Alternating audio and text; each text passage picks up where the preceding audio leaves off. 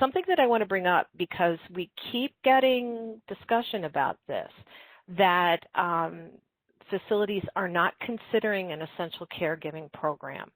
The goal of the essential caregiving program is to ensure high-risk residents continue to receive person-centered care. They are not visitors. They are meeting an essential need of the resident. For example, if you have a resident who has an enteral feeding but gets pleasure feedings by the daughter, that could definitely be an essential caregiving role. You want something that's going to positively influence the behavior or the psychosocial well-being of the resident. Make sure that you care plan it. It's critical, but this is something, especially now as things are loosening up, that you really want to take a good look at.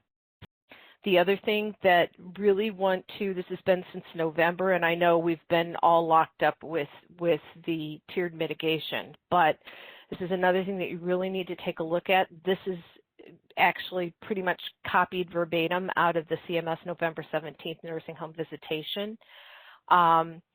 Compassionate care it's not just end-of-life situations. If you have residents that are struggling with a change in environment, they're grieving after a family or friend has died, and a lot of your residents are dealing with the loss of their friends from COVID and from other things in this very difficult time. You have residents who need cueing, encouragement with eating or drinking. Once again, this is a situation where the pleasure feeding might come in. This is CMS definition. This isn't us. This is what CMS defines as compassionate care. And emotional stress, seldom speaking, crying more frequently, there has been a lot of that. So just giving a reminder that, both essential caregiving, these are two separate programs, but they're both critical to try to get us back on track. Can you have indoor visits during CMS Phase 2 with inclement weather per the updated interim guidance? I'm looking at the reopening guidance front-facing page that talks about CMS Phase 2 with no tiered mitigation. Okay, visitation. This section supersedes previous IDPH guidance.